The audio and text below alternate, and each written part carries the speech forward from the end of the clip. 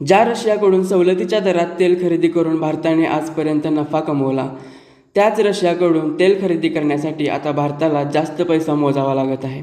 काय झालं आहे पाहूया.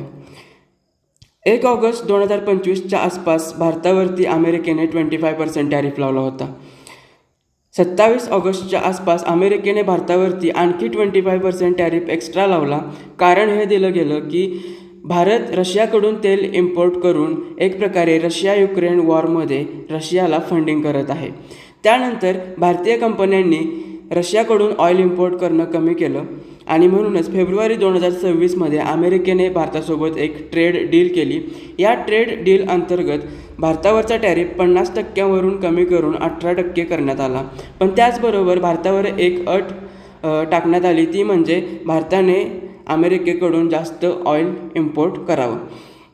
ही ट्रेड डील होऊन 1 महिना होतोच ट्रम्प साहेबांनी इराणवरती हल्ला केला. इराणवरती हल्ला केल्यानंतर इराणने हॉर्मुझ स्ट्रेट बंद करून टाकली. हॉर्मुझ स्ट्रेट बंद झाल्यामुळे US आणि आखाती देशांकडून भारताला होणारा ऑइलचा पुरवठा ठप्प झाला आणि शेवटी पर्यायाने भारताला ऑइल इम्पोर्ट करण्यासाठी रशियाकडे वळावं लागलं.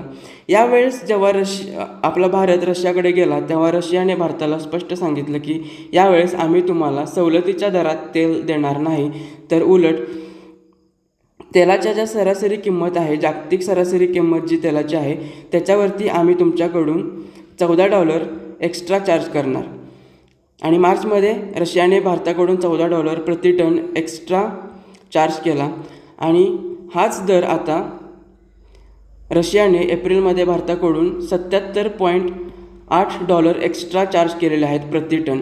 आणि यामुळे झालेलं काय आहे की मार्चच्या तुलनेत भारताचं जे इम्पोर्ट आहे ते एप्रिलमध्ये 23% वाढलेलं आहे. पण भारताचं जे ऑइल बिल आहे मार्चच्या तुलनेत एप्रिलमधलं ते 61.3% वाढलेलं आहे. त्यामुळे स्वाभाविकच भारताला ऑइल इम्पोर्ट करणं आता आणखी महाग पडत आहे. ज्या रशियाकडून भारताने तेल खरेदी करू नये म्हणून अमेरिकेने भारतावरती एवढा दबाव आणला, तो रशिया आता भारताला तेल एक्सपोर्ट करून अमाप नफा कमवत आहे. आणि अमेरिकेकडून भारताला होणारं जे ऑइल इम्पोर्ट आहे ते त्याने निच्चांक गाठला आहे, ते 2.9%वरती आलेलं आहे. अमेरिकेचा तोटा होत आहे, रशिया नफा कमवत आहे, पण यामध्ये आपला देश मात्र भरडला जात आहे. तुमचं मत कमेंटमध्ये नक्की सांगा.